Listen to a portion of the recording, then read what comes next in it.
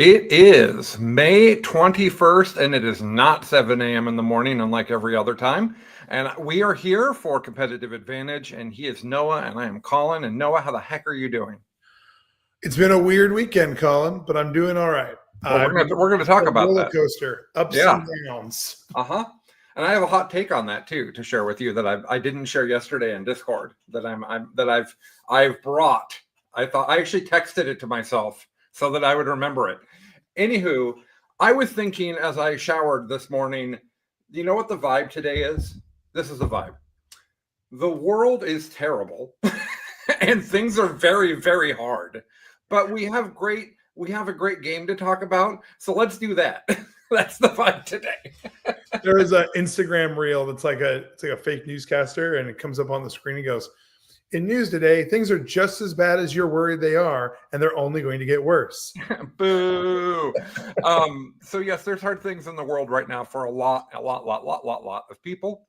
Yeah, let's have some fun and be chipper about the game with the tiny soldiers from the grimdark future, which is somehow not feeling as grimdark every day. Yeah, when 40K seems more optimistic than current state than 20K, we have problems. I also don't want the Imperium United States Venn diagram. Anyways, we don't need to talk politics. Entirely too close. Yeah. Okay, so I want to remind everybody the thing that I never remember to remind people, that if you're enjoying the content we make, liking and subscribing is a huge deal. The algorithm has lost me, and I am just getting back into it. People that subscribe just started seeing content from us. So liking and subscribing would really help me with that. We don't charge you anything to watch hours of content. That's how you can help. Cool. So we talked about not talking about our actual lives. What's going on? What's other than the thing we're about to talk about later? What's going on in 40K for Noah the last couple of weeks? Really that. Yeah, mostly that. I mean, so my friend Ryan was diagnosed with incredibly aggressive cancer. So I've been painting a lot of Space Wolves, and then we just got the Space Wolves leak. So perfect timing. I was gonna post the raffle stuff today, but I'm not. I'm gonna wait. Okay. Because I've decided I'm actually going to include in the raffle also a fully painted version of the FOMO box, including the codex and everything. Okay. So I'm going to probably paint the codex. Well, you know, you said fully paint as, but the model. What has no one done to this? So I'm going to put that up. We'll probably next time we talk, I will probably have a link. Great. But it'll be, and turns out we'll talk about this, but some of the units I've been painting are apparently really good in the new codex, which bodes well. That's great. You should bring the pictures. I will bring pictures. Yes, and we could do an army showcase like I did for Chuck too. I just started doing wolf faces yesterday. That was fun. Oh, okay, that is fun. Little black nosies. Oh, nice. What about you? How's 40K? I have a sneaky Gusta who's like just moved into frame. And he's like stealth watching the show. 40K wise, I haven't had any time to play 40K because I've been too busy making 40K content. And suddenly it makes sense to me that content creators are like, man, I can't keep up with all the rules. Like suddenly that makes really, really good sense. There's 9 of them on Art of War. So I just got the first notification 5 minutes ago, been subbed. Yeah. Well, I'm months in at this point, so I'm glad that YouTube has found you. We did have a short 2 days ago. The short I sent out got 2,000 hits within 24 hours on YouTube. And nothing's done anything like that since long before I left. So that was really exciting. It was actually, the video was, I don't remember the exact name, but it's like, you don't know the Horus Heresy until Colin has speed rambled it at you.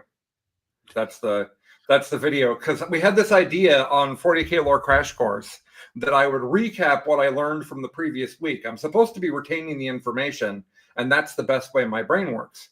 The problem is, it's hard.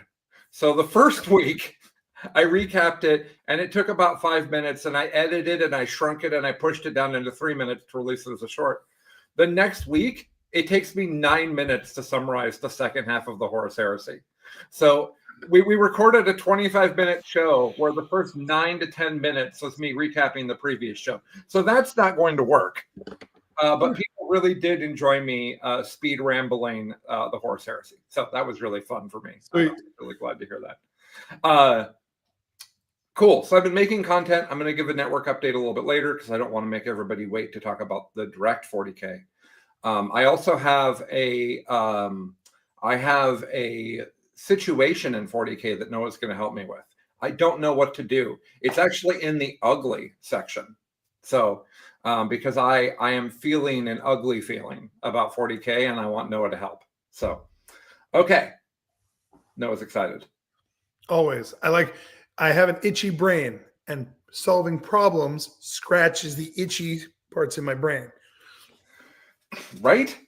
So that's okay. Yeah, all right. I'm here for it. It's like literally my life is like it's like the nails biting, but it's just constantly being driven to to solve problems and do stuff. Okay. The nails are biting. All right. I'm still trying to process all of the information you're giving me. Let's move on. So it's time for our top story today is that Noah went to a tournament. Kind of won best overall, sort of. Not really. We'll talk about that. And then and then now he's suddenly going to a tournament this weekend. So Noah's got a story to tell. That'll be our top story. But first, we're going to do the good, the bad, and the ugly. First up, Noah, what's the good this week?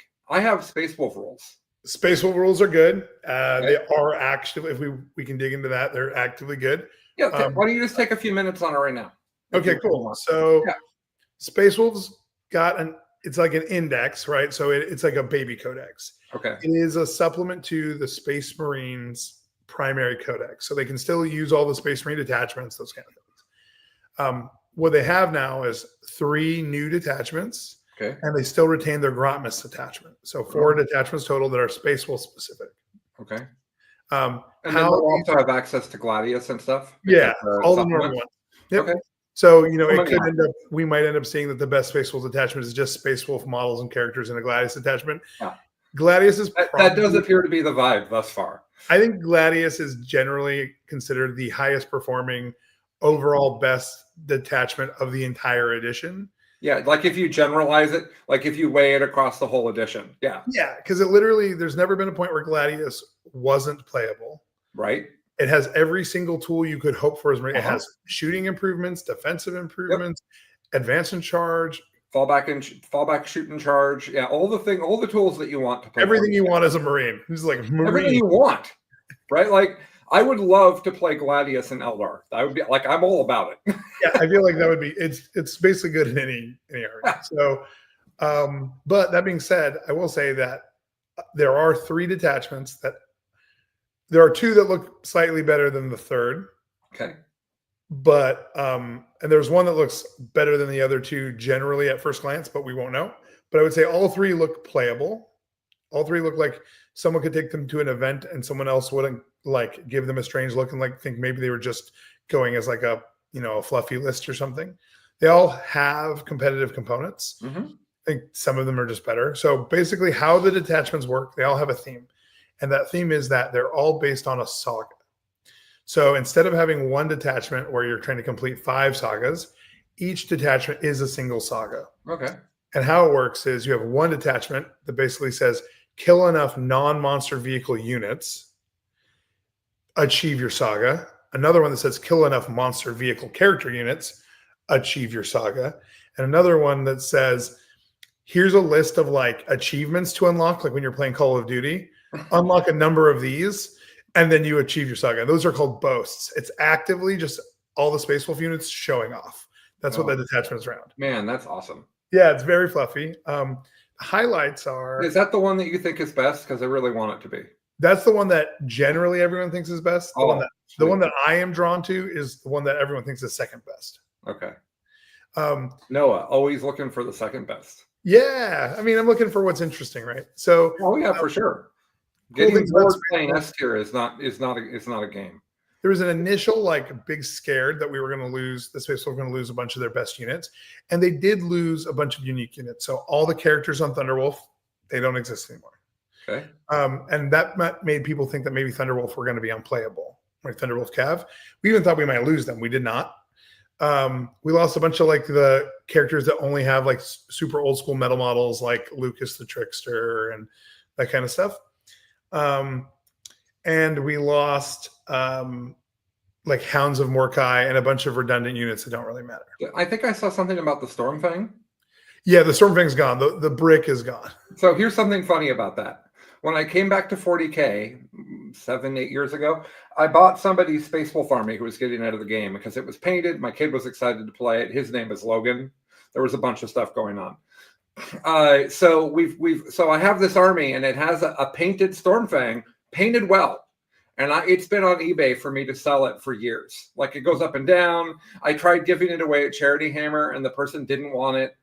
So like I have this painted Stormfang that I could not get rid of when I got rid of all my Space Wolves because I don't play Space Wolves. So yeah, I have a Stormfang. What? You still have it? Yeah, but I think I'm going to crash it into the ground and make terrain out of it. I was actually going to ask if maybe I could trade you some other things you could make cool shit with, and I could use it to make that part of the display board for the Space Wolf army. Yeah, you could just have it. Okay, that's cool. Nice. Sick. Yeah. But also I have things for you, so don't worry about it. Okay. So the coolest things about this, like the highlights, I won't dig into every single thing, but I'm just going to touch briefly on the detachments and the unit stuff. So we did lose a bunch of units, but almost universally, the units in the Space Wolf specific units got a glow up, right? Okay. So Logan is, I think, by very arguably better. Arjak is definitely like he's just, you don't take a Terminator unit to be led by Arjak. You take a Terminator unit to be however many ablative wounds that is, while Arjak just solos every vehicle in your opponent's army. Okay. He's got like rerolls and anti-vehicle monster character and precision, and it's precision with a hammer, right? Like, and this dude's just running around beating things. Wolfguard Terminator's got to glow up. Their Wolfguard Terminators now rule is they're -1 to wound. So basically, if you're not strength 12, you're only wounding them on force. Yep. Or not strength. Sorry. If you're not strength greater than 10, you're just only wounding them on force. So that's great. They lost some of their Terminator characters. So the only characters that can attach are like Logan and Arjak. So like that's okay. But then when we get into the units, some stuff really gets exciting. So Grey Hunters are OC3 and have the battle line, the rule that lets them reroll 1s to wound or all wounds if you're on an objective. Okay. And they're the OC3 battle line unit. Now you have to take these units in minimums of 10, so they are kind of expensive compared to, you can't take them in 5s. OC30. Yeah, so it's an OC30 unit or whatever. Yeah. Blood Claws advance and charge. Nice. So that's our 2 battle line units. Already awesome, right? Rerolling wounds. OC. Yeah, we're great. They're starting out great. Wolfen is the unit that matters. I don't know why you've waited. Okay, so Wolfen got bisected into 2 rules, and they obviously points pending. They look very playable. Okay. Basically there's Axe Wolfen, and those are for killing infantry. They get sustained, and then all Wolfen get a reroll 1s to wound, and then in addition to both types, and then all Wolfen are OC0 unless they're within 6 inches of a Space Wolf character or 12 inches of a Wolf Priest. In that case, they become OC1, so that's cool. They get the Death Company treatment. Wolfen Dreadnoughts get the same thing, that they become OC3. And then the ones I'm excited about, so the ones with axes make their specific rule is they make desperate escapes when you fall back. I'm not that interested in that, but it seems cool. They have 3 attacks, sustained, great. Movement 9, awesome unit, right? The ones with shields and thunderhammers, though, have me very interested. They only have 2 attacks. They are anti-vehicle 3+. Mm-hmm. They're like strength 6, AP 2, damage 2 or 3. So they're Deathwing Terminators. Yeah, they have a 4-up invul. Yeah. They have a 9-inch move, and when they hit a monster or vehicle, that unit is -1 to hit anything until your next turn. Okay. Basically, they hit it so hard that it's fuzzy. So what that means is if you get the jump on, let's say, a scary melee unit that you're worried about, like let's say, I don't know, like a thing like an Angron or a Norn or whatever it is, and you don't end up killing it, or you go into 2 of them, you kill one, you can make the other one negative to hit, which means when it punches you back, it is less likely between that and the 4-up invul to actually impact the squad meaningfully. Which means not only does this unit good at killing its chosen target, it's also survivable enough, and it buffs the rest of the army, making like if the thing survives and goes off and tries to fight something else, it's still negative to hit. So I think Wolfen are great. Thunderwolf Cav, I don't know why they did this. Thunderwolf Cav went up in AP, so they're AP2 now. And they went up in damage, but retained their +1 damage rules. So Thunderwolf Cav are damage 3 on the charge now. Oh, that's scary. You can't equip a character to them, but in many of the detachments, there are stratagems that can target them. There are enhancements that can select them within a range. And in one of the detachments, you can actually give a Wolf Priest an upgrade that lets him become movement 9 and attach to Wolfen squads. And that gives the Wolfen squad built-in OC, a +1 to wound, and lets you regen 1 model a turn. Neat. Yeah. So of the 3 detachments, the one that everyone thinks is the best right now is the one that's spoiled on Warhammer Community, which is called the Saga of the Bold. Saga of the Bold is the one that when you knock out a boast, when you do these achievements, has a bunch of things that like affect your units if they've completed a boast. And then basically you get +1 to hit while you haven't achieved your saga. And I think you go directly to a +1 to wound when you have achieved your saga. So generally good, and I might be mixing up which sagas are which, but yeah, I also think that we've spent enough time on Space Wolves too. Okay, we probably should move on. We'll jump to the next thing. So Space Wolves are good. Thousand Suns come out this Saturday. Everyone is super stoked about. I have that as good as well. Yeah, they look really good. They have a bunch of interesting detachments. I know our friend Chuck is very stoked on the Zangor detachment. I think I'm playing against Chuck on Saturday, actually. Okay, so we'll hear about that next week. Yeah, and then because when there's new chaos rules, Chuck then takes the chaos rules and brings them here and we play. Like this has happened. This has happened so many times. Every year it always used to be that he'd try to play that stupid Scorpius. What's that thing called? I think it's gone now. Oh yeah, it is. The indirect tank. Yeah. He'd always bring that. That and Obliterators would try to work their way back in every single time, and every single time he'd get frustrated with them. Those are the okay, go ahead. And then my last good is that I think because all the attention the Death Guard army the Death Guard Codex has gotten, because it is good, might be a little too good. All the attention it's gotten, people have not really explored the World Eaters army yet. And looking through the World Eaters Codex and stuff, I actually think it's very, very good. But I'm going to pick out one single thing from it, which is my good, which is World Eaters Defilers are maybe one of the best things in that book. Okay. Because the Defilers rule is if an enemy unit was set up, that means got out of a transport or arrived via some reserve mechanic on that turn, and at the end of that opponent's movement phase, you can either shoot that unit or declare a charge against that unit with your Defiler. All the Defiler's guns are rapid fire now. The Defiler hits like a brick and benefits from all of the rules of the Codex. I think we're going to see Defilers and Hellbrutes punching people in the face, and that makes me incredibly happy. I'm here for it. That sounds great. Yeah. That's my goods. Okay. I also have I have Death Guard in 2 different spaces here. So what I have here is last week everybody's telling me Death Guard too strong, Death Guard too strong, right? And then this weekend, Death Guard did do very well. I think they won 5 of the 20 events or 4 of the 20 events, something like that. And that's not great. However, this is really broken is going to win everything doesn't mean 56% win rate and won a quarter of the tournaments to me. It means when Eldar hit, right, and then everybody moved, and it was like, what's going on here? And then Ynnari hammer, right?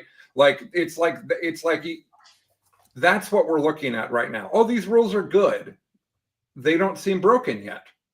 So that's good. it's good that happened. I agree. I also have in the bad that.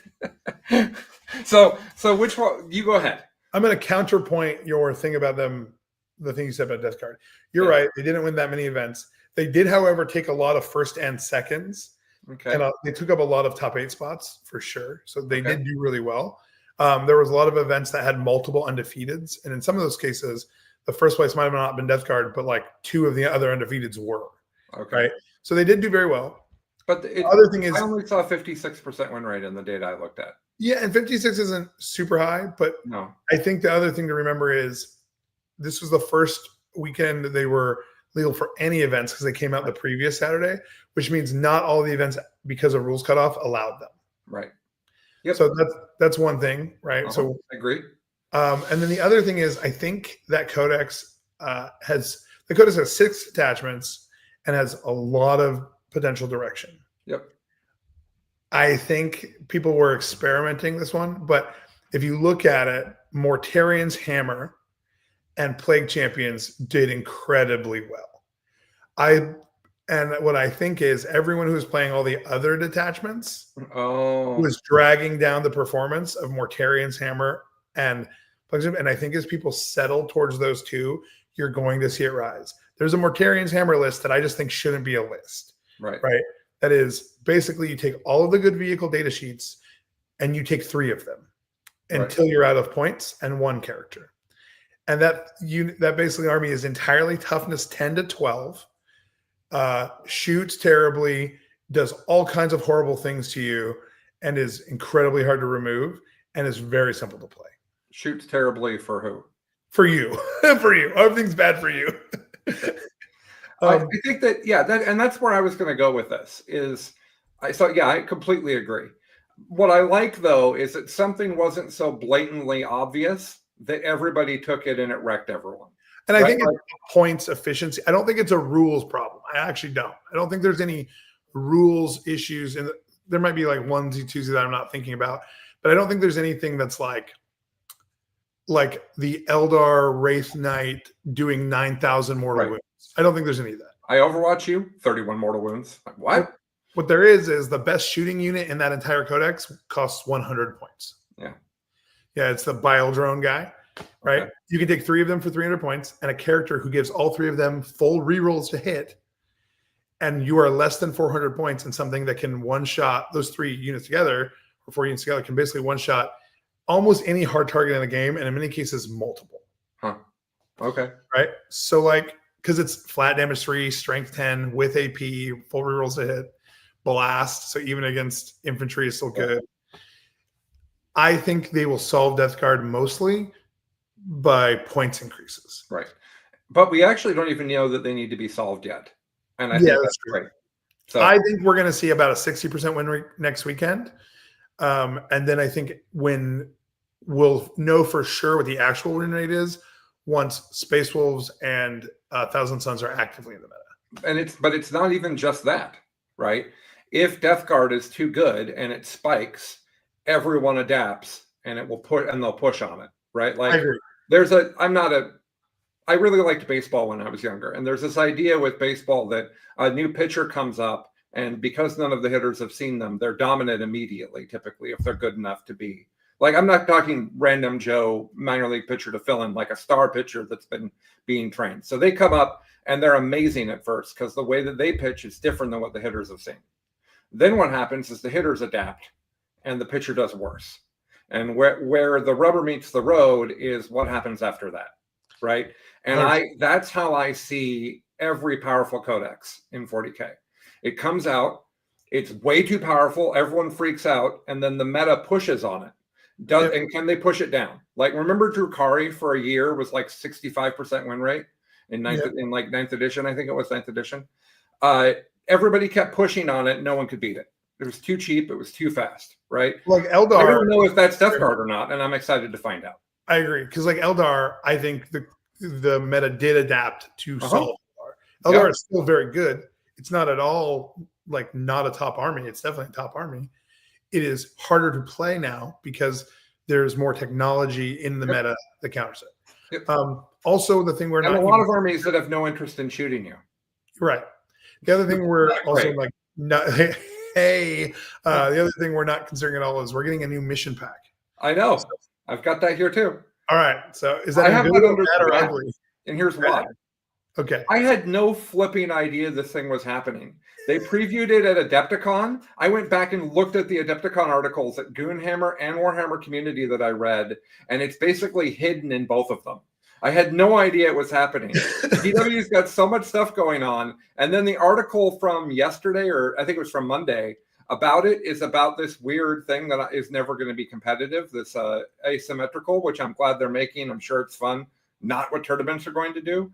So do we know anything, Noah, about what's going to happen? So we know that most of our missions and layouts are going to be very similar. There's slight adjustments for sure. There might be one or two extra new. Oh, sorry, I almost fell asleep. Okay.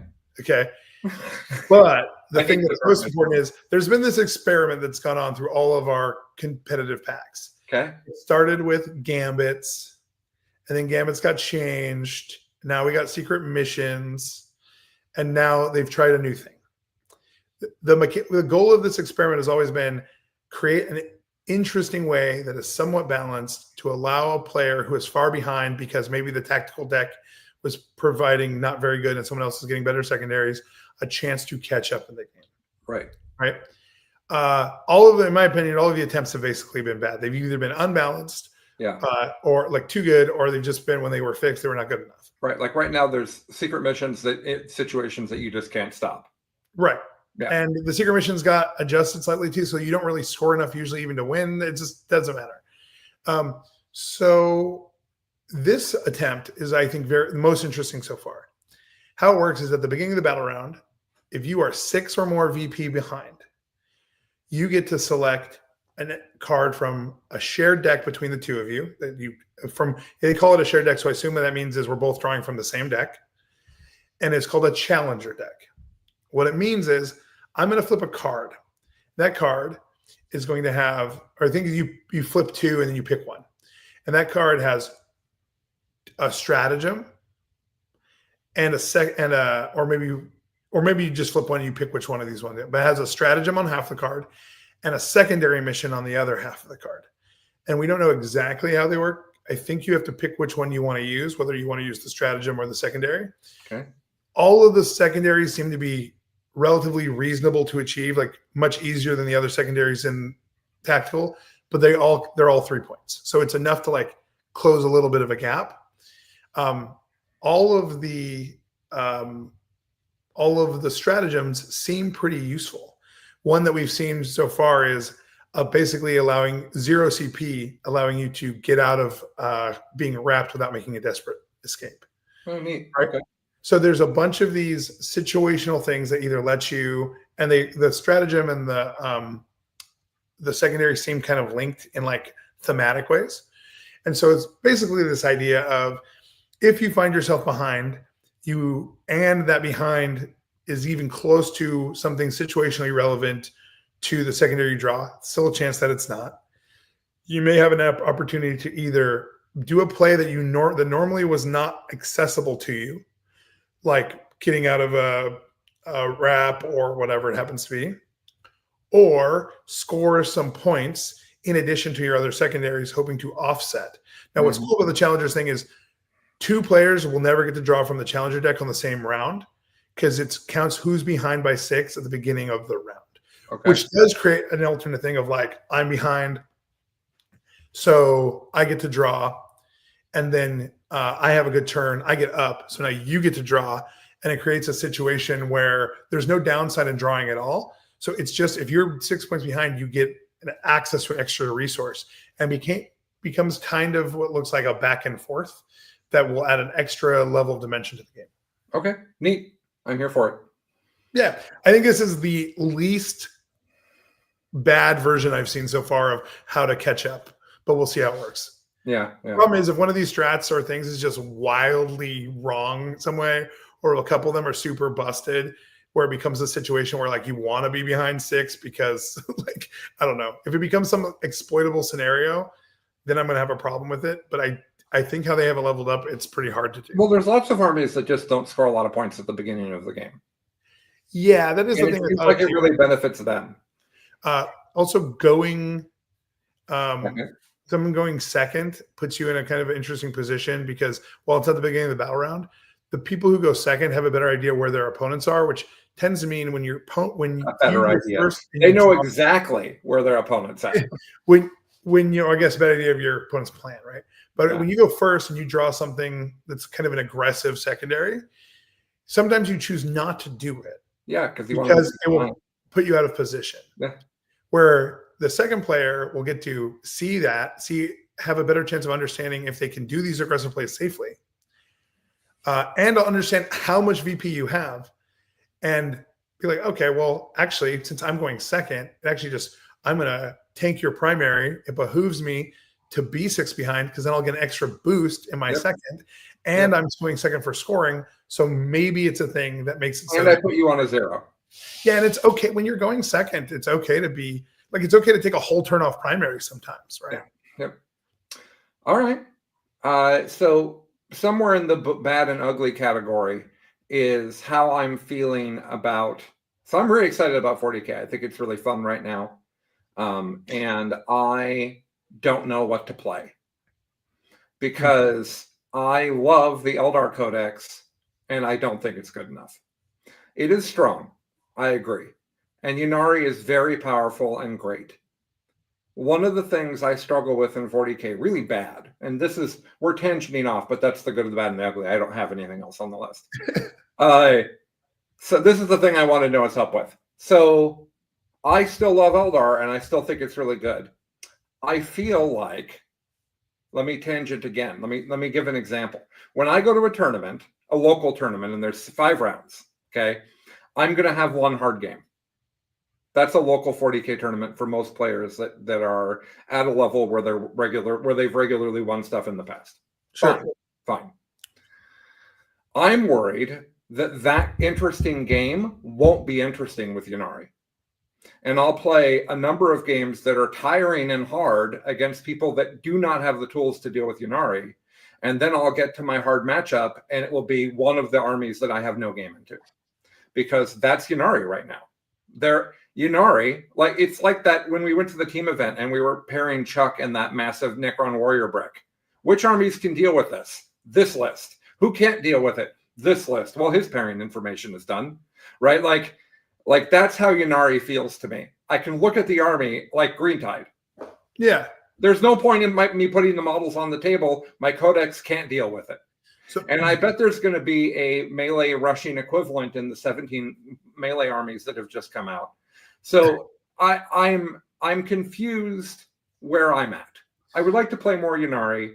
Also, I'm at a weird place where I don't have a tournament to prep for because my family is trying to restructure into a smaller home, and I'm doing all this other stuff. I don't know what will be happening when the Tacoma Open is happening, so I just can't presume I'm going there. So I have time where I'm just trying to enjoy 40K and work on my skills with a Z. Yeah. So, and then I said a month ago on this show, let me give you the rest of the equation. Yeah. I said a month ago on this show, what do you guys want to see me play? At that time, Colin thought that everybody was talking in such detail about the AC rules that I thought ignorantly that I would be able to find them. And I was not. And then I lost interest because weeks went by where I didn't have them. But the people on the show did tell me to learn Emperors, to learn EC. And so I could learn a different army. I have a game this Saturday. I could learn a different army. I could play Ynnari and get better with it. I could try something wildly different in Eldar. Or D, Noah might have a different idea altogether. Noah. I think what you're describing with Eldar is that while Eldar has strong rules, Eldar doesn't win in the codex and list creation step. Eldar wins in the player skill expression step of the game. Agreed. You win or lose entirely on how good of a player you are at using a variety of tool set abilities that allow you to do a bunch of things. And it's very decision heavy, and it's very value, like your ability to determine the value of a trade. So sometimes you spend a point on one of your agile maneuver abilities, and it was wrong. And that's an incredible hit because that's a very important resource. Yeah, exactly. Right. Hold on. So what you're describing, though, is you want to find an army that has the potential against some matchups to win in one of the other steps before the game starts, which is exactly why I play Tide. I'm not saying to play something like Tide, but Tide wins sometimes in two steps that have nothing to do with me really as a player, right? One of them is in the list creation stat check matchup component, right? Some people just cannot kill me fast enough or effectively enough or have enough OC. There's just a mismatch of stat. And the other one is because the rulings with clocks, right? How clocks work is because of that, your opponent to deal with this many models has to shoot every gun, make incredibly hard decisions, and swing with every weapon, which actually eats their clock a lot more usually than it eats my clock, which means there are times where my opponents just time out and I get to play the game because I just presented them too difficult of a challenge to look at. Now, those are advantages when playing in a competitive scene. Some Tacoma Open doesn't really enforce clocks like that. So that's not an advantage there, but it is an advantage in the stat check matchup.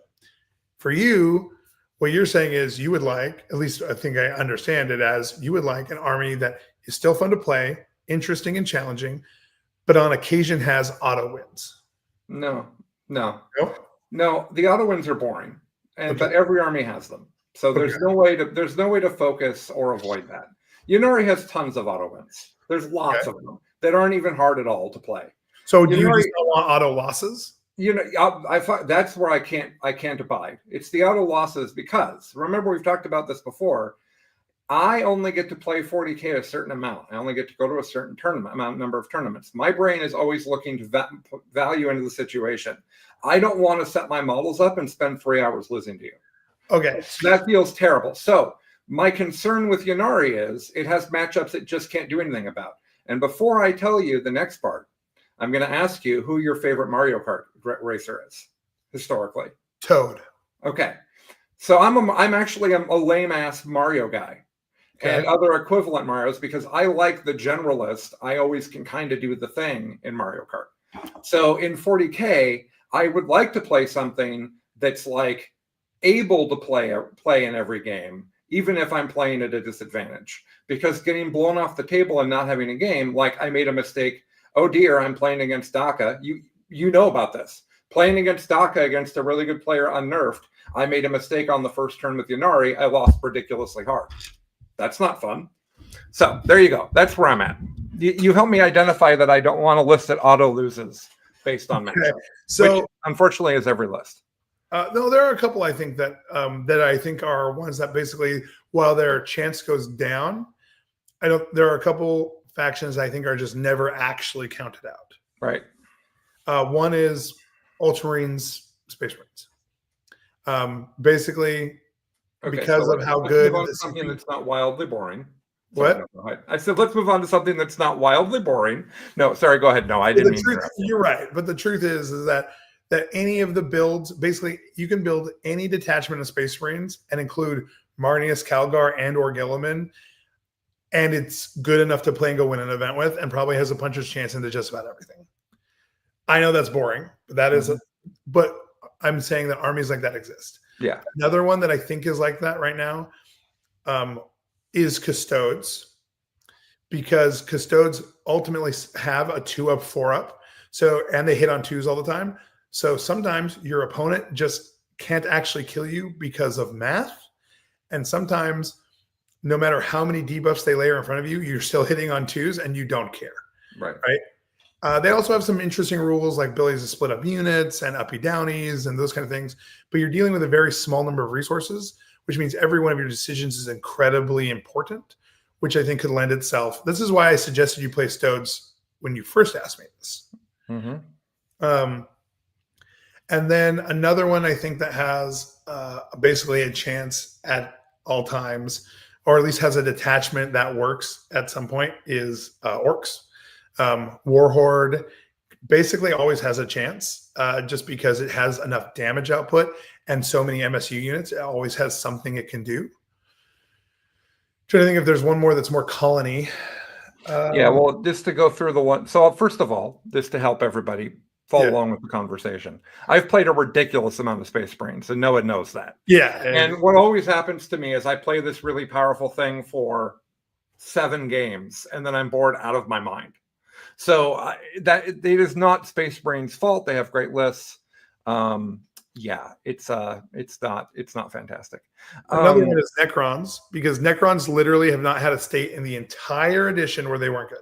Okay. They have always been a 50 or better win rate for the entire edition. Yeah. So what I was going to say about Custodes. Yep. The sentence, all that matters is how they roll their 4-ups about Custodes. Well, I didn't say that. I said no. You didn't say that. That's what everybody else says. Okay, I don't think that's true. And if my opponent kept saying that at a tournament, I might need to strike them. Okay. And stuff like that. But if I take the joke aside and I talk about the actual thing, it's interesting because this is an interesting takeaway for people about what army you can play. Okay. I play Deathwing at a number of tournaments, and the Terminators have to stay alive, right? And the Terminators are incredibly durable until someone shoots 15 bolter wounds at you and you roll 9 ones and 2 of your Marines explode at bolter fire, right? Like that, and then you lose because you weren't able to roll armor saves. That feeling of that feels so bad that I've always been afraid to play an army like Custodes, where you've got 6 guys, and where you've got 20 guys. And 30 is probably actually fair. You've got 30 guys and you make a bad series of armor saves and now you have 15. So that's kind of where I've always been at Custodes. I do want to catch up. We have a listener providing really great feedback. So let's. Yeah, Runes and Rhetoric knows what he's talking about. And as a competitive Magic player, I feel his statement or their statement very, very. Yeah. So KR says, I think the Wind Rider detachment is interesting and barely played. A lot of speed and shooting is always fun, in my opinion. I have actually played a half dozen games with that detachment. I own 30 Wind Riders. I think that army is very, very fun, and I think that it is even more of a stat check army. I think it's even more of a win at army or lose at army design than Ynnari is. I think that there's some armies where it's just like, I can't. There's nothing I can, and then there's other armies where it just shoots you off the table on the turn. And then Runes and Rhetoric says, let's see, this was an archetype historically in Magic. Why don't you explain the Magic the Gathering reference? Okay, so there was an archetype called Stoneblade, and so I'm not going to go into how it worked, but it had some combination components to search up specific cards in your deck to reliably do some effects that then would close out the game for you, right? Mm-hmm.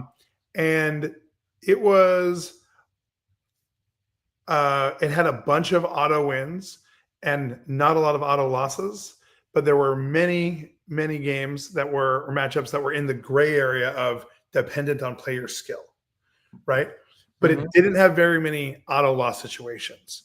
So while it wasn't the highest performing deck, a lot of really good players would play it because it gave them a much higher floor. And then they would make up for the difference with things like sideboard technology and play capability and, player skill and all those things. And that was a very common approach in that kind of era of Magic. And Runes and Rhetoric, if I misrepresented, let me know. Yeah. Okay. That makes sense to me. And then the other comment is, as a hardcore Custodes player, I believe some of the new Legion lists are going to be extremely difficult going forward. That sentence made me realize the following. I would like to adjust this conversation. Okay. I would like to play one of the new armies. Oh. I want to play, not T-Suns, because if I played T-Suns, the world would implode because Chuck's my friend. Like Chuck, like there's like Tzeentch. There's the flow chart for Chuck starts with Tzeentch demons and then goes to T-Suns. Like orcs aren't even like, it's a whole. Okay. So do you want to be a snowflake, or do you want to play like the universally accepted good thing? I'm not playing Death Guard. I refuse. Okay. Hate the models, hate Death Guard the army. They've had stupid rules for 20 years. I can't stand them. Their rules are probably good now, and that's great. I'm excited to see them. Our friend Josh Bagwell is going to play them, so I'll get to see that soon. Noah's spot on. Good job, Noah. Way to explain the thing. It's almost Runes is the one who made a good point. So okay, well, fair. So EC World Eaters who am I forgetting? Not Space Wolves, screw them. EC, World Eaters. My first army ever was Dark Angels. I'm not going to take time to go play Space Wolves. It doesn't make any sense. So I guess is that it then? It's EG. If I'm not doing T-Suns and I'm not doing Death Guard, the other two new things that aren't Space Wolves are EC and World Eaters. Should I play one of those? That's the two newest ones. I actually think that either of those could be good for you. I think you'll have less fun with EC, and the reason why is currently it's basically solved. Everyone plays exactly the same EC list. It is pretty dependent on player skill. It does auto win some matchups, but it does have it doesn't have a lot of auto losses, but it does have a lot of very important failure conditions that if you make a mistake, you lose too many things, you're just out of the game entirely. Yeah, which I'm actually fine with. Yeah, I just think that the thing is there's almost no design space for you. Okay. So the codex is very small because they cut out all of the chaos vehicles and stuff. It has a very small selection of units. So basically it has 2 battle line options, 1 shooting option, spawn. And so everybody's decided what's best. And everything is kind of the same thing. Okay. It's a cool army, but it will give you 0 ability to really like express call-in. Yeah. Right? I think for that reason, World Eaters is awesome. Couple things. They made World Eaters not just a I run at you screaming list anymore. They took away Advance and Charge mostly, and they replaced it with more movement. So all of the things are like movement 8 or higher now. Mm-hmm. Even the Terminators are movement 7. They decided to make them a shooting army, not by making them better at shooting, but by instead making them better at shooting, which is they basically gave everything in the Codex rapid fire, but then made them hit on 4s. So you have a much higher damage potential. And there's a lot of really interesting combos and synergies in the book. It's kind of elite-y. So like you're not going to have as few units as EC, but you're definitely going to have a smaller number of units. So you have very important decisions to make. Yeah. But all of your units punch exceptionally out of their weight classes. And you're not required to play Angron. Do you have models for this? Yeah, I've got a whole World Eaters army sitting in a box. Okay, we'll talk about this. All right, yeah, I don't want to take more time on Colin's army decision, but that's fairly compelling.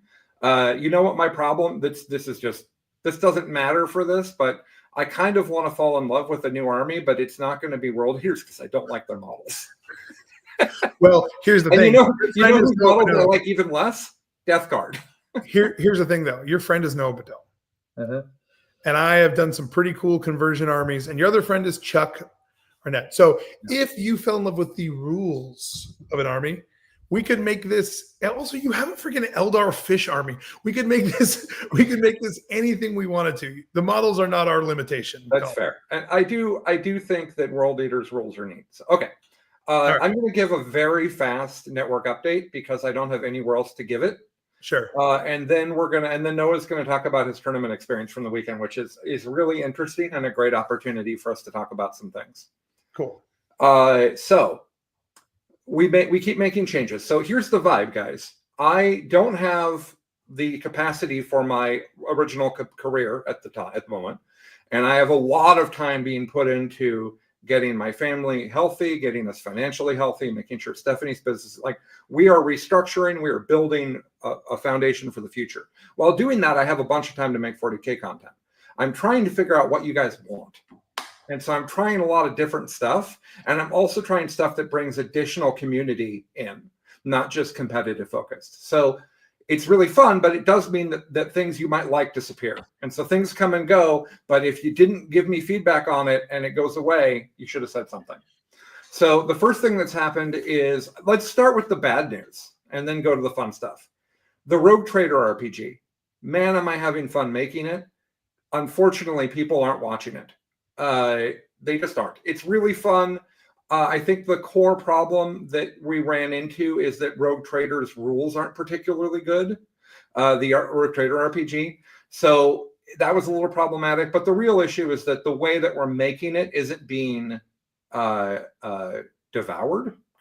That's the word, devoured. So here's what we're going to do. We're not going to get rid of it, but we are going to put it on a short-term hiatus. I'm going to take all the 5 episodes we've done so far, and I'm going to throw them onto the podcast feed. And we're going to tell everybody they're there. And if that's probably what they should be, like a radio show, because there's only so much graphically you can do that's interesting.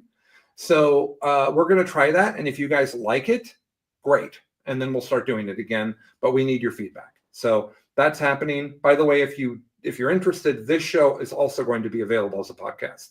I've uploaded every episode so far into the feed, and I'll keep doing that going forward. This is just a show that could be a podcast. It just is. But I'm also going to run contests where you can win stuff, but you have to be here live. So there's going to be two sides of that. All right, so that's the first thing. For those that don't know, there was questions about this. I put Better Human, Better Gamer on almost permanent hiatus months ago. That show is about my personal growth as a player. This isn't the right time for that. I'm not playing enough. I'm not going to go to enough events.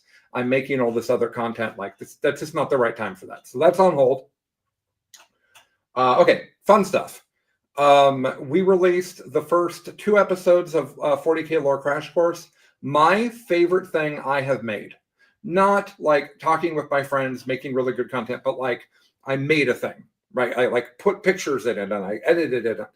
I just love it. I just love it. It's 20-minute-ish episodes where I'm being taught 40K lore. I have bad ADHD. I've been a competitive player, not paying any attention to the lore, and that's what's happening. The side game we're playing during that I know Noah enjoys is Colin's playing Who Are the Good Guys? Because the whole time I've played 40K, everyone's told me there's no good guys. So if I'm going to do, I think it's 14 episodes of lore review, I'm going to look for good guys. So far, it's not going well. The Space Marines, not good guys. Thunder Warriors, not good guys. Emperor, not a good guy. Bobby G looked like a good guy for like a solid 90 seconds, bad guy. So like it's been interesting. And the comment I made at the end of the last episode is that the way that the story was told by Bailey, Horus sounds like the least bad of the people. So it's a little confusing. Maybe I should be a Chaos player. So I'm this week. So today, actually, right after this, we're recording the 4th episode. So it's Horus Heresy Part 1, Horus Heresy Part 2, Space Marines. Now we're going to do Chaos Gods. Because that's where the search for the good guys has taken me. Because so far in the story, other than turning into monsters, I haven't heard a lot of stuff that Chaos has done that's worse than what the Imperium was doing. So I thought you might think that's funny, Noah. I find it hilarious. Whenever you're talking about good guys or bad guys, people usually talk about like intent versus action. Is the thing that makes a good guy the reason, the motivation, the true motivation that they did it, or the action they took, right? And obviously, in like a war, that's a pretty gray area. For this reason, my argument is that the orcs are the good guys. I've heard that before. And the reason why is their motivation is specifically animalistic. They have a drive to combat. I actually pushed orcs to near the end of the series because of this exact conversation.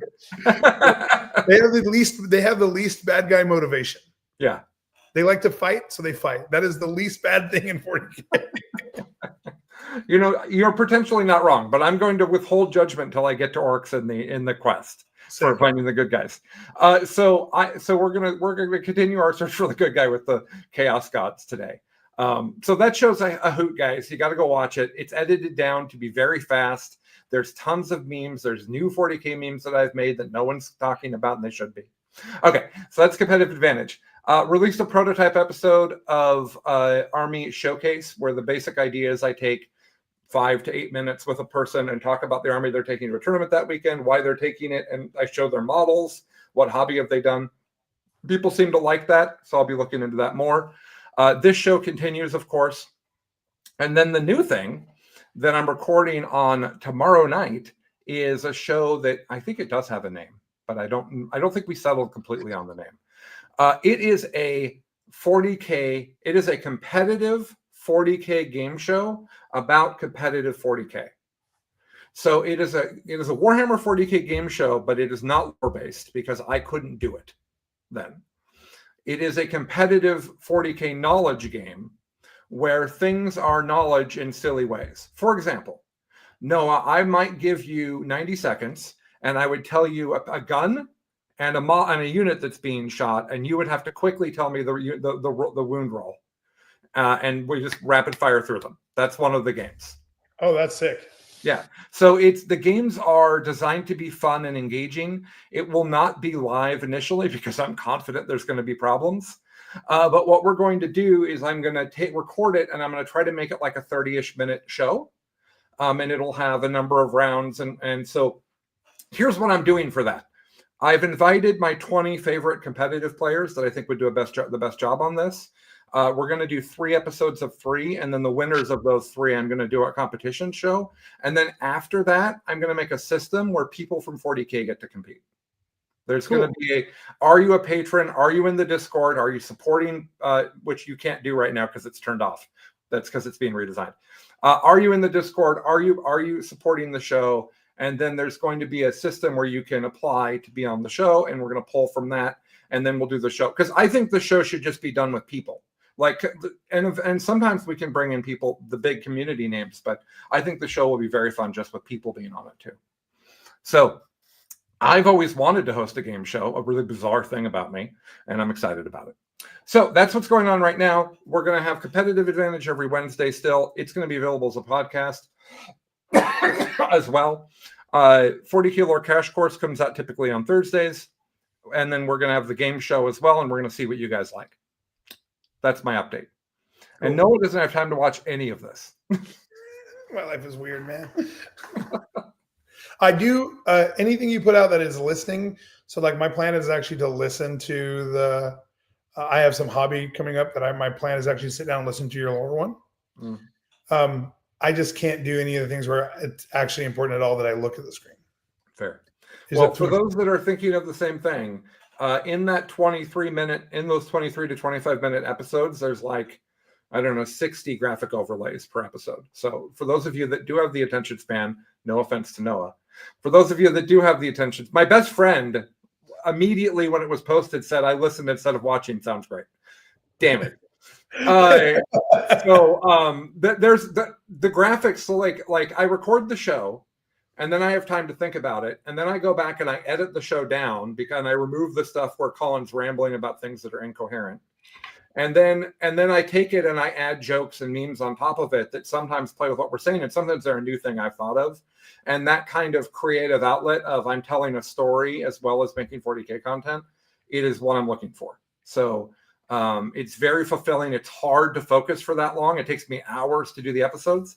But it's really, really deeply fulfilling for me. So I'm hoping that it's something that everybody enjoys, and I can do it more, because in order to do that, you guys have to watch it and want me to keep doing it. Okay, let's talk about our main story now that we're an hour in. Noah, tell us about going to the Storm of Silence. Yeah, so 40K major, Spokane, Washington. Yes, Spokane, Washington. It's the 15th year of it. Yeah, and last year I won best overall, and got my golden ticket from it. And so I was hoping to do a repeat performance. Great. Went out with some friends, the team. So Lee Steiger, JT Steiger, Stephen Ross, who plays Necrons, Donald Plummer, Kyle Hassler, who plays Donald on Death Guard, for those that know. Donald was on Death Guard. It was a great, good trip out. Got an Airbnb, great place to stay. Awesome. Went in day one, played my first round. I don't remember what I played against. I do know, actually. It was great. It was Nicholas Fromme. Oh. Yeah, we got paired round one, and it was a knockdown, drag-out, bloodthirsty game. I ended up pulling it off 90 to 60. What was Nick playing? He was playing the Stormlance Ultramarines with the Storm Raven. Oh, I like that. That if I was going to play Space Marines, that's the list I'd play. Yeah. So the thing about that list is it just doesn't have quite enough volume for me. He can shoot his whole army at 120 man and kill it. Yeah. And he did that. He did that to exactly the wound, right? He shot 2 ballistas, a Storm Raven, and something else, and a squad of infantry. Sure. So I played him. That went great. And then my next round was against a really nice guy who was playing a Horde army. During that game, something very personal at home emergency-ish occurred, and I got phone calls about it, and I had to take those phone calls. I had to take those phone calls on my own time, on the clock, and because that we ended up being sub 10 minutes combined at the end of a round, so we didn't get to play the next round, and I lost by 3 points. It was a very tight game. I missed what that was into. What? I missed what that was into. It was another Horde build. So it was a Cursed Cultist spam, 3 Cursed Cultist squads. Basically, it was a mirror to my list, but the Chaos version. Neat. So instead of boys, he had Cursed Cultists. So you would have absolutely loved the game could you have focused. Oh, I did love the game all the way up into those. Basically, it was like the last 3 minutes I played. Basically, that was problematic. And it was those last 3 minutes that made we didn't get a last round, which is I lost the game by 3 points. He played a great game. It was fine. Okay. All weekend played on a hard clock. The next round I played against a wonderful Dark Elder player who was kind of new back to the 40K scene. That was a great game. Did not go well for him. Yeah. Though this is like a lesson, though. I walked up to it feeling pretty down about the whole situation because there was tension at home. There was a whole bunch of stuff going on. The game kind of ending that way wasn't a great feel good. And so I came to my last round feeling very low energy. Yeah, I bet. And I told my opponent, hey, I don't want to give you a bad game, but I do not have the motivation or energy to play. I'm going to play because I don't want to drop because I feel like this will pass, but I'm not going to be really poppy, exciting, or interesting for probably at least the first half of the game. If that gives you a bad experience, I'm happy to concede. I said it just like that. And he was like a very chill, kind of older dad dude. He was cool. He said, no, you're good, man. And he was also, I guess, pretty tired because he didn't get very much sleep. So we just had first half of the game was like very quiet, just like 2 dudes moving models, like not talking very much. Like we were both kind of like sitting down whenever possible. We were a little sleepy. And then about middle of the game when the action kicked off, we both started really getting into it. We got along really well. The game was really energetic and I ended on a good note. Wonderful. Have you, Colin, how do you handle when you approach a game and you're worried that you're not going to give your opponent a good game for a reason they can't control?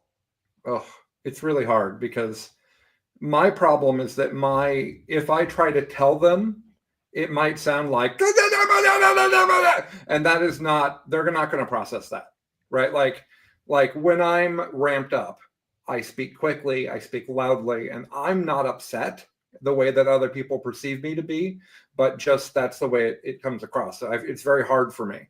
So at the table, I don't want to overwhelm them or blow them out of the chair. I've been accused of bullying people. That's not at all the intent. So like I try to be very relaxed about it, and that's extremely hard for me. So it's a real challenge. That said, I don't really get tilted the way that I used to anymore when I lose. Sure. So it's not nearly the situation it once was. I'm also not expecting to win every event I go to, right? That which changes everything for me. When you have an expectation that you're going to win the thing that you go to because you're the best player there, whatever you want to say to yourself, that means that any loss you have is wildly upsetting. And that's an issue with 40K for the best of the best because there's only one person that can win the event out of 100 people at Storm or whatever. So I really feel for Noah here because I've had the real life explosion during the game. That's awful. I had an anxiety attack during a game of 40K. I'd never had one before. I didn't know what they were like, but I thought I was having a heart attack. My chest was racing. I was flushed. I was sweating like crazy. My opponent wanted to call a doctor. I won that game, by the way. My opponent wanted to call a doctor. It is just a thing, right? Stuff's going to happen. It's life, right? If this is your big hobby, it's not a thing where you head out on a Thursday evening. You're gone for the whole weekend. Stuff's going to happen, right? I had to drop from a tournament because Big Dog got sick. Big Dog was fine, but I wasn't going to stay at the tournament with Big Dog being sick. That wasn't a thing. I had to come home and be with Gus. That's where I wanted to be and where I needed to be. So I think that's important. And I also think that if you are much better prepared, we'll just say, ignoring skill, ignoring list design. If you're much better prepared than your opponent and you are cranky, that's a terrible experience. I agree. Nobody wants to lose to cranky pants. No. So that's really hard. I definitely wasn't cranky. I was just not. You could have been, though. You were worried that you could be. Right? I don't tend to. So when I'm stressed out, that's one thing about me that has been a benefit for me. And you see me, when I'm stressed out, I don't really get grumpy. I get quiet, introspective, and low energy. And then when I get really, really upset, I go to sleep. Yeah. Right? Noah goes into, I'm like a space marine. I go into that hibernation mode and I'm just out. Yeah. But my point is that my point is that you were worried you're going to give your opponent a bad experience. Yeah. And if you mix that bad experience with a lopsided game, which I'm not saying you did in this case, that's a terrible experience for your opponent. So especially when you're someone who believes you could win the event and you go X-1 on the first day, you need to remember that the people you're pairing into may go 2-4, right? Yeah. Like they may not be there for the same vibe as you. They may be there to play a fun thing that's silly. Like, Chuck's 36 Nurglings. He didn't think that was the very best thing to take, but he knew it was good and he wanted to play it, right? By the way, Chuck had perfect parity. I don't know if you saw this. He went 2-2-1. And all things are a balance. All things in balance. Yeah. So continue. Exactly the same record. It's the last stop on the positive win record train. So you went 2-1 on the first day. I went 2-1 on the first day, and then what happened on the second day? And then the second day, and all those games are great. The Dark Elder game was pretty lopsided, but it was lopsided in like a way where my opponent still interacted. Really? Your card couldn't deal with Green Tide? I'm shocked. And then in the he had Talos though. That made the game actually he had a lot of Talos, which made the game like really fun. There was a lot of punching giant monsters in the face, which was cool, and a lot of getting punched by them. And then in my next round, I played against Guard. While it might sound when I say play against Guard with Green Tide, that is a hard matchup for Green Tide, it's not usually. What Guard was it? It was Hammer, Bridgehead. It was Born Heroes, so it was the Combined Arms one. Okay. But I've played against the Bridgehead, I've played against Hammer, I've played against Born Heroes a lot. And it's never quite as bad for me as my opponent thinks it's going to be. Because other than in Bridgehead, where it takes a little less, in all the other Guard teams, it takes about 900 points to kill a 20-man. And that's if 900 points can see me, right? So that was 100 to like 45 or something score. The opponent was great. The game was super fun. There was lots of like laughing and shooting. I was high energy again. It was great. But it was definitely me digging out of a whole game. And then I played last round into Matt Evans, which my word. Yeah, it was great. But there was that's one of my very favorite people. There was a weird situation. So we came to the table. He was playing a really cool harvester list for with all the big I've played into that with him. And he's very big. It's basically all big chunky Tyranid models that regenerate and hold the board and are difficult to deal with. Yeah, and we were playing that stupid mission where the last turn of primary is worth 15 points. Okay. And so the thing about it is that all weekend I had been held to a hard clock, right? And so I told Matt, hey, we're gonna play on a clock. I play a hard clock, which means like if we clock out, we just play strictly by the time rules. I don't try to weaponize my clock against you, but I understand that if you're weaponizing the clock against me, it's a valid strategy. And I'm playing a horde army, so I accept my punishment, whatever. But it's what we're going to do. And we have a person who's local to Matt. And Matt was super cool about it. We had a great game all the way up until the very end. It was still a great game. But in the end, we got sub 10. We didn't get to go to round 5. And if we went to round 5, Matt 100% wins. 100%, no questions asked. Not going to round 5, I win. And there was kind of a discussion. There was like, we called over a judge, asked. One judge said soft clock, another judge said hard clock. And then when we finally talked about it, it came down to the fact that like, because I'd been held to a hard clock all weekend, it wouldn't make sense then to play a soft clock on the last round and not enforce the clock rules like they've been enforced for the whole weekend on. Because I timed out once during the weekend, had to sit there while my opponent played the game. He was so far behind, he didn't get to win. So it was fine. Right. And then another time I lost the game because we didn't get to go to round 5. So I lost by 3. Right. Right. And so that one I won because of the same reason. Ultimately, I was very worried that Matt would be like upset or whatever. Matt was super gracious and super cool about it.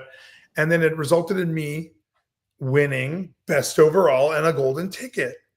Yay! Yay! Except it didn't. Paint a generalship together. except it ended up not. So what ended up happening is apparently there was some snafu with one of the rounds didn't get included or didn't get inputted appropriately. And because of that, instead of winning by 1 point for best overall, I lost by 1 point for best overall. So Bob Kelly called, super transparent and cool about it. Let me know. He was heartbroken over it because he feels like, because Bob strives to run. He's run multiple tournaments a year for like multiple decades, and this is. And Bob's a competitive player too, and he knows. Yeah. So, I set up with him to ship everything back, the award and all that, and then, he called me back and was like, "Hey, I feel bad about it. I want to see if I can figure out something, but in the meantime, I want to give you a travel voucher for either when you go in a golden ticket or go to an event to win a golden ticket." And he's like, and I was like, you don't have to do that. You don't owe me anything. A mistake was made. You don't owe me anything. I didn't win anything. I'm not deserving of something. And he's like, no, I think this is right. And I think, if I can support you winning your ticket or trying to win your ticket, I think that makes me feel better about the whole situation. So I said, okay. He ended up giving me a very generous offer, a voucher that's going to cover my trip to this tournament this weekend that I'm going to. And it's going to cover my trip entirely, which is great. And we're going to go up to the Mayhem Hammer Time in Kelowna, Canada, in Lake Country. This is local to Mr. McDougall, who we all. Dukes will be there. Dukes already has his golden ticket, thank God, so I don't have to fight him for it. There is a pretty strong killer's row of players there. There's Stu Angel, a member of Team Canada. Brendan McKenzie, known as McWhirp, incredibly good Sisters player, outstanding player.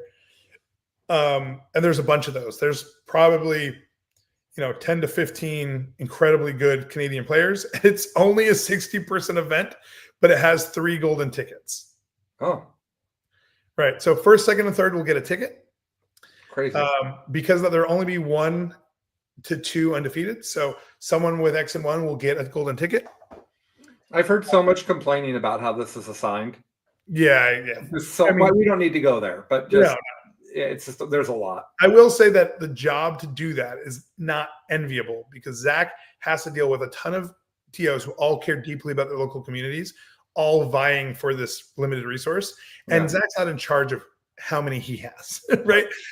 So I think, maybe some grace because I know that there are complaints in the system, but let's be honest, competitive 40K now is currently better than it has ever been in the history of competitive. Wildly more popular. And better supported, right? Wildly more popular. Right. Okay. So I'm taking a slightly different list, knowing that or at least believing that the meta is shifting towards a kind of elite melee army kind of meta, seeing a lot of Death Guard, a lot of melee Space Marines, a lot of EC, World Eaters, those kind of things, and Custodes. I'm bringing my version of Green Tide, which I call Group Swim. I've adjusted it slightly. I've been adjusting it slightly towards being a little more anti-melee. Specifically, the Custodes matchup is really hard. So my offset to that is running a Battle Wagon. Battle Wagons are really hard to kill. They carry 22 guys. They -1 AP. It basically means that they're near impossible to kill for a lot of the melee armies at range. And then in combat, you need very specific tools to kill it in combat because you need basically better than AP2, better than 2 damage to actively get through it and kill it in a reasonable amount of time. But I'm adding to it one extra piece of snaz is the Boondocka Snaz Wagon, which is one of only 2 vehicles in the workbook that have the grenades keyword. It also gives off a 6-inch aura of -1 to hit in both melee and shooting. It has decent shooting, has 21 shots with sustained on 18 of them. And it has decent melee, has 4 attacks at 7, 1, 2, goes up to 5 attacks during the wall, and it's movement 12 with a 6-up invul and toughness 7 with 8 or 9 wounds. Right. And it's only 80-ish points. So it ends up being a really good little piece that I think is going to help me offset games against Death Guard, World Eaters, EC, and basically anyone else who wants to tear it up with me in melee. My plan is to stage it kind of behind a wall or somewhere where it's not super interactable, have my other unit within 6 inches of it. And so when you charge me, because one thing that Green Tide is not incredibly good at is receiving charges from these elite melee armies that have the attacks, right? Yeah, like Bile. Right. So, for instance, Bile gets one shot because they need the dev wound support, and they only come up that once per game. Fair. So, making Bile -1 to hit that one time they're popping their thing is like, if I even end up with one boy, I can potentially grow back to 9, right? Yeah. So that's the list. I'm really excited. I'm going up Friday. It's 5 rounds. It's 3 golden tickets. A bunch of people I really appreciate as people will be there. I will say that, like, well, I mean, it's Canada, so yeah, I will say that, like, I was pretty bummed when Bob called me and told me, oh yeah, and I'm gonna like be vulnerable here for a second. Yeah, I've had a very rough, like, 45 days. You have. I was laid off by my job. I've had 2 kids in surgery. One of my best friends from growing up was diagnosed with very extreme cancer. You got hired by a new place and it blew up like 24 hours. Like, I didn't get hired, but there was an offer situation that got torpedoed because of bad back channel. There's just a bunch of things that all happened. Yeah. And I'm currently still trying to get a job. And on top of all of this thing, when Bob called me and told me that I had to get back to the golden ticket, I told him, I was like, hey, this isn't about you, but I am very emotional because this is kind of the last straw. And I literally cried in my truck, not because I didn't get my golden ticket, but because it kind of feels like the universe can't stop kicking me in my groin. But thinking about it, I feel like I am very thankful for the community. I'm really thankful for the hobby in general through these times. And so, this wasn't the time. Maybe I don't get my golden ticket this weekend. It's not that big of a deal. Going to World Champs for the last 2 years has been one of my favorite experiences of 40K. And I would like to go again. Sure. So that's kind of one of the reasons I think I'm so invested. Yeah, for sure. Thanks for sharing that. That's great. I think there's a lot to learn from this. I'm someone who my emotions go all in, and I would rather have the high end of the roller coaster with the feeling of the low end of the roller coaster than the flat roller coaster, right? Like, that's more how my emotions work. Yeah. And so, like, when I've been married a long time now, but when I dated, I would go, super hard, care about them, all in. And then someone would say, sure, but then when you break up, doesn't it hurt? Yes, it does hurt. But it doesn't hurt as bad as the joy I had from the relationship that I wasn't afraid of, right? Yeah, for sure. And what I really like about this story is a couple things. One of which is, a year from now, you only have a cool story. You won't care about the golden ticket anymore. You didn't care about the prize support. I mean, you kind of did, but like, it's exciting to get the prize support, but you didn't have that stuff on Friday. You don't have that stuff again, right? Like, that's not the end of the world. You want the golden ticket, but you have lots of other chances to get it. And the other side of this is that somebody woke up to a random best overall win. Yeah, and that's the guy who won definitely deserved it. The guy who won definitely deserved it, and I want the person who wins to get it, right? Yeah. I don't want a golden ticket. I did not. Right, for sure. But think about that experience for them. They may have never won a best overall before, right? Like, there's a lot more to this than just this crappy thing happened to Noah. However, I do understand why it felt so bad. I don't know if I've ever told this on this podcast, but have I talked to you about the parable, whatever lore story of the farmer? I don't know. Okay. So there's a bunch of different people will claim that this story comes from a bunch of different places. Whatever it is, the story makes sense. So basically, there's this farmer and his horse runs away. And it's his main horse he uses for plowing his fields and all that stuff. And everyone exclaims, "You have such terrible luck. This is horrible." And he says, "We'll see." And then the next day, the horse comes back with a bunch of wild horses. That's a huge windfall. He's able to make a bunch of money on it. Everyone's like, "This is amazing luck." He says, "We'll see." The next day, his kid breaks his arm trying to tame one of the horses. Everyone says, "Oh, woe be, your child has, broke their arm.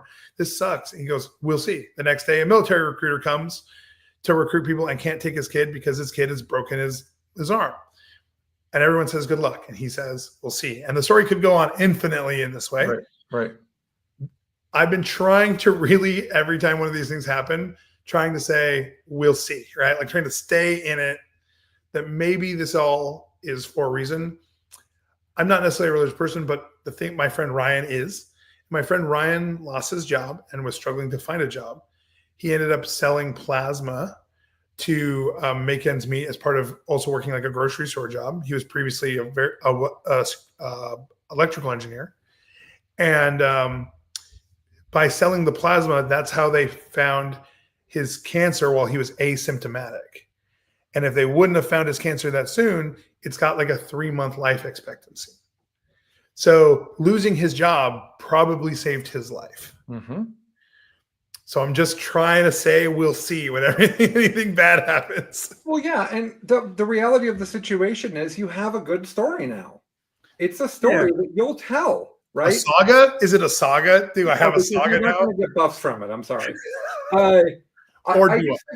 I just think that this is a situation that worked out. It worked out all right, and it's not the worst thing that's happened to you, even in the last 45 days. I don't even think it's in top 3. So like. It is a crappy thing, but I totally get why it's hard, and I think that you are taking it in stride, and that's great. Yeah, thank you very much. I think having a place to talk about it too is good. Yes, I agree with that. I think that's one of the things that is best about 40K is that while 40K is a very cool, competitive, awesome thing, you spend more time thinking about 40K, talking about 40K, and painting 40K than you actually spend playing 40K. By a lot. By fact, 10 to 1, probably more than 10 to 1 for most people. Which means the most important, the most active part of the 40K community is actually the relationships with people that you have. Yeah, the friends you make along the way. Right, the friends you make along the way. Because first off, it takes at least 2 people to play the game, and then on top of that, to have a tournament that's any way, in my opinion, interesting, you need at least 8 people, if not more. And you have to get them all in a room, and they all have to spend time painting and figuring out how to play their army. And, there's a lot of interactions along the way. The reason I haven't quit 40K, there were several times where I was not happy with the state of the game. And I thought maybe that I should spend my time on other things. The reason I haven't quit is because every time I go to think about quitting, I worry about losing connection, that constant connection to the community that makes it so good for me. And then I stick with it a little longer, and something happens that reignites my interest, and they pull me back in again. I want to add something kind of funny about this whole situation. I made a pact with Lee at the beginning of this season that I would play Green Tide until I got a golden ticket, because I had so many reps and had gotten so good with it. And then I could pick up a new army and start taking new army to events. So when I thought I won my golden ticket, I was like, fuck you, Tide. I'm done. We're out. Right? Like I was like I was like brainstorming the whole drive home, like which army I'm going to play. I was really excited. I was going to play Custodes with like 12 models. I was very excited. And then when Bob called me back, I started laughing while I was crying. And he's like, what's up? And I'm like, the worst part about this is it's like a scene from The Godfather, man. Just when I think I'm out, they pull me back in. Yeah, that's right. And then Bob looks at me and goes, you were done with Tide, but Tide wasn't done with you. So that's pretty funny. I am really good at hyperfixation. Like I'm just like, I would agree. If there were Olympics. So my hobbies I used to live with my best friend, and we lived together for 15 years. All the same hobbies, except that he didn't like competitive gaming.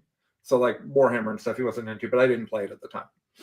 So we would play video games together. We'd watch movies and TV shows together. We'd go out and have dinner with our friends together, all the things, right? And what we found is that over the course of 3 or 4 months, we do one of the things that we enjoy, right? We'd play video games for 3 or 4 months with all of our free time. And then we wouldn't play video games, and we'd watch TV shows for 2 months with all of our free time. And this cycle is how the hobbies came. And that's how I've continued to be. And 40K is this weird, like it's like the video where it's the circular hole and the square block being like attacked. Like it's very much like that for my brain, because at times my brain goes, meh, let's move on. But then I have to tell myself that I'm not going to find what I have again. I'm not going to find the community that I have. I'm not going to find the game that I love. I'm not going to want to collect things like I've collected things. And so when I left 40K, and I didn't actually go more than 3 months without playing a game of 40K, but when I left 40K, it felt good to kind of take my freedom and take my free time, but I didn't see any of my friends immediately because my friends only have a certain amount of free time and they want to spend it playing 40K. So if I invite them to something that's not 40K, they're unlikely to come. And that's okay. That's fine. That's what they like. I understand prioritizing the free time the way that you need to in this incredibly challenging and difficult world. So I think that's really important. And then I always come back to, and this is a fantastic thought to wrap up on. If I do say so myself, because it's my thought. You should. I say it's a fantastic thought because we talked about it a bunch on Best in Faction. At the end of everything, we could all be playing StarCraft, right? Or some other strategic, I mean, maybe not an RTS, maybe something turn-based. We could all be playing something online, right? Mm-hmm. And this, especially in 2025, a thing that makes us get out of the house, nerds all over the world, that makes us get out of the house and makes us go to a place and spend time with other nerds, and not for 2 hours like we have a pickup basketball game at the Y. 37 million hours that weekend with those nerds. Like, if you tell a friend who doesn't play Warhammer, 15 hours. Go to a friend that doesn't play Warhammer and tell them the schedule of one day of a tournament, and I promise you, they will think you're bonkers. My wife thinks I'm insane. My wife says, when I told her that if you win all 6 rounds, you get to play the shadow round, which lets you play on the last day of an event. She told me, so you have to play 18 hours of 40K. You're being punished. Which unlocks 3 hours more of 40K. So you can play 9 more hours of 40K. I was like, she's like, that sounds horrible. Yeah, actually, I feel similarly about that particular situation. But I think that it's really, I get into a thing, and Chuck's struggling with this too, and he wouldn't mind me saying this. We don't want to leave the house. And I've been seeing stand-up comedians and other people as they get into their 40s, guys in particular, and you can read about it. It's a whole thing. Men in their 40s and 50s don't want to go anywhere. And it's becoming a more and more prevalent thing. For my mental health, I crater if I don't go out. My kids and I don't have the level of social, I mean, they're my kids, but we don't have the level of social interaction that I get from Noah, right? So I have to go out and I have to see people. And I think that that's really the value that Warhammer brings me. Plus, it gives my brain something to cycle on, which is really important. What I mean by cycle is, I mean, I have 100 points left to spend. Let's spend 20 hours thinking about it. For sure. Yeah. So that's kind of my final thought about all of this, Noah. I think it's a good one to end on. Yeah. I think that your experience this weekend is all win. Yeah. It is. You had a good experience. You had some things happen that you didn't expect. You have a great story now. You have a free ticket to another Warhammer 40K tournament to go play in more 40K. Like, it's all right. Things worked out for Noah. You see KR Quintaro. He says, I'm 64 and leaving the house doesn't appeal to me much anymore. I still love the hobby though. Well, yeah, I think leaving the house is kind of overrated, right? Like, I think that it's all the people out there, a lot of them are awful. No, I'm just kidding. It is important for us all to get out of the house. So this has been a great episode. I really appreciate you, Noah. Like, I appreciate you too. You've helped me have perspective on it. One thing that is cool about this is that money is tight right now, but because I have a $500 voucher, what I'm doing is potentially my wife is going to go up with me on Friday. We're going to hang out. She's going to hang out in the hotel while I play 40K and like luxuriate in a hot tub and not be at our house. Yeah. And then we kind of get a little road trip, away time together too. So yeah, Stephanie and I did that early in our relationship. And we really valued it. Yeah. She really liked I can't remember where we were, Florida, I think. And she messaged me in the middle of the day and said, I'm at the pool. They're bringing me tacos. Like, different criteria for a good time. So thank you, everybody. This has been great. Make sure to like and subscribe. Go to the YouTube channel. See all the different great stuff that we're doing. I'm just loving it, and I adore this Mr. Noah Badome over here. And we'll be back next Wednesday probably at our 7 a.m. However, I thought that this was a really great time slot too. Yeah, this is great. Okay, bye everybody. Bye. Oh, he's going. I'm calling because somebody has to be. There it is. Bye.